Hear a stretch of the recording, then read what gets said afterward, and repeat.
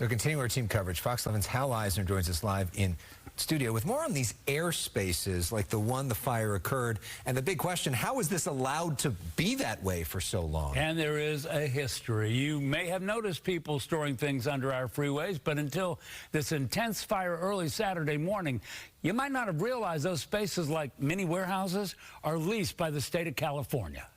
Well, we're in litigation. We're going to court on this. Governor Newsom talking Sunday about suing whoever it was who leased the space under this part of the 10 freeway for storage.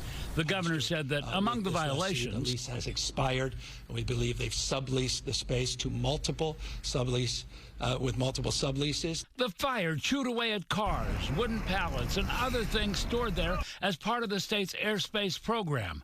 The governor alluded to various alleged violations involving the leasee. But aren't there policies that have to deal with flammable materials in these airspace rentals? Yeah, absolutely. Yes. And so these would have been the violations. Correct. Or other violations. These airspaces are like closet areas under the freeways. They generate money for the state's highway fund and mass transportation programs. In the 1980s, according to the LA Times, there were 380 active airspace leases on the California freeway system, 450 additional sites that potentially could have been used. Leases were generally 55 years with no property taxes. At the time, the state was drawing $6 million in annual revenue, according to the Times, $2 million in the LA area. How impactful will it be if you didn't do that? And how significant are the funds that come from these leases?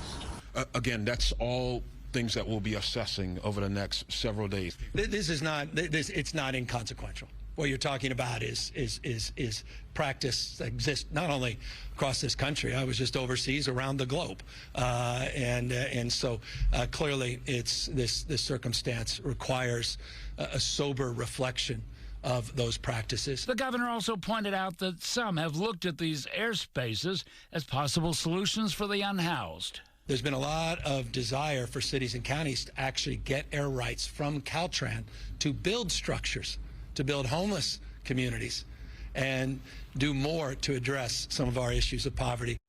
A short time ago, I spoke with Assemblyman Miguel Santiago, who does think there needs to be a review of this program, as does the governor and other state officials. But, you know, if you notice the video under the freeways, a Skyfox shot, there's a lot of stuff under there. That last shot, there were transmissions and all kinds of stuff under there. And you got to wonder who's looking at that, who's monitoring that, and who's taking care of it. Caltrans is supposed to. And how? Because a lot of people say, people drive past this every day. This is like happening right in front of our eyes. Right. And yet this is allowed. That particular spot was allowed. They know they were suing them, but yet that this all was right there. And at today's news conference, the governor said there are thousands of them across the state of California. To think that fire could take down a freeway like that. Yeah. All right, Hal, thank you.